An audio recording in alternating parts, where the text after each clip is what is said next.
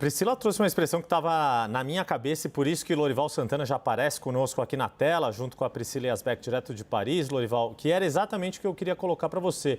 O movimento de Emmanuel Macron é uma espécie de aposta, é pagar para ver se consegue reverter esse desgaste político, essa fragilidade política, porque ele ainda tem uma parte aí do seu mandato para cumprir e tenta fazer com que esta força que a extrema-direita francesa demonstra nessas eleições do Parlamento Europeu não persistam até as eleições propriamente ditas da França. Bem-vindo, Lorival Santana.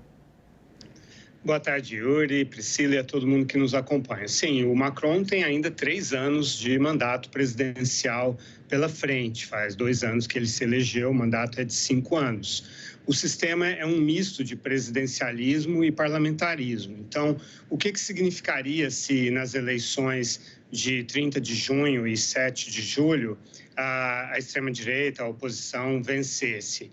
Haveria um governo de coabitação, como já aconteceu na França em outros momentos. Então, um presidente de um grupo político, no caso o Renascimento, o movimento do Macron, que é um movimento de centro, e um grupo de extrema-direita, a União Nacional, formando primeiro-ministro, né, e gabinete.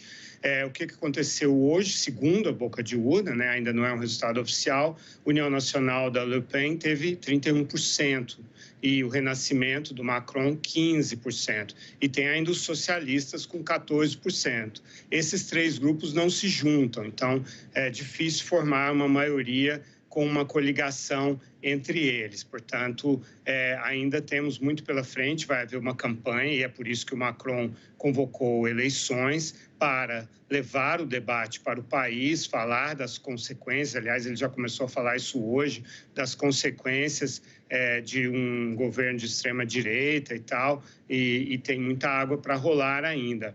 Além da França, os países importantes da Europa que tiveram um desempenho expressivo da extrema-direita foram a Alemanha e a Áustria. Na Alemanha, a extrema-direita da Alternativa para a Alemanha teve 16% dos votos, bem menos do que a oposição de direita moderada. A CDU, a União Cristão-Democrata, teve 30%. E o mais chocante é que o atual governo, o Olaf Scholz, o SPD, o Partido Social Democrata, teve 14%, ficou em terceiro lugar. Então, é uma situação até pior um pouco do que a do Macron, a do chanceler Olaf Scholz. Vamos ver como é que ele vai responder a isso.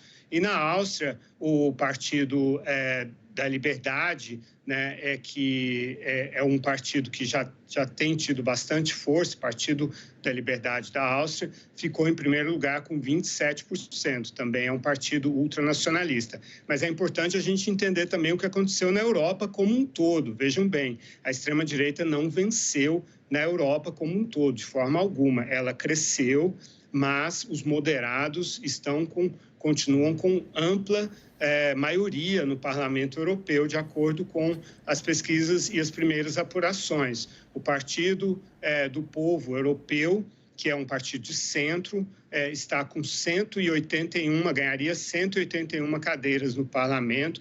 Os socialistas e democratas, que também não se aliam de forma alguma à extrema-direita, 135 cadeiras, e os verdes com 53. Se você soma essas 3 forças moderadas, dá 369 cadeiras no parlamento. Quais são as forças de ultradireita? A Renova Europa, a Renova Europa, que eu acho que eu não mencionei, é liberal também, ganhou 82 cadeiras e se soma aquele grande total de 369. Quem é a extrema-direita? Os conservadores e reformistas europeus, com 71 cadeiras, e o Identidade e Democracia, com 62 cadeiras.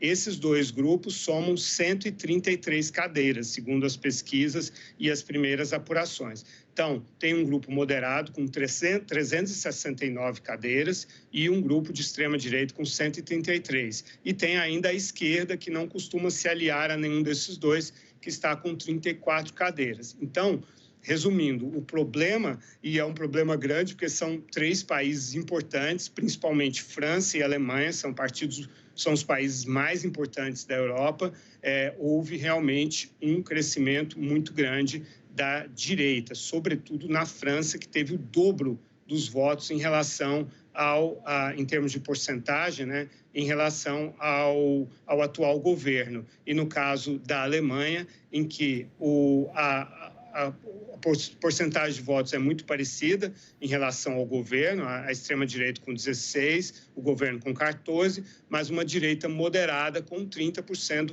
vencendo facilmente nessa eleição. Talvez por isso o Olaf Scholz não esteja tão perturbado quanto o Emmanuel Macron, porque o Olaf Scholz olha para a extrema-direita, vê ali uma votação metade, um pouco maior do que a dele, mas olha para a direita moderada e vê uma grande votação, o dobro da dele. Já o Macron olha para a extrema-direita e vê uma votação que é o dobro da dele, na extrema-direita. Então, as situações são diferentes.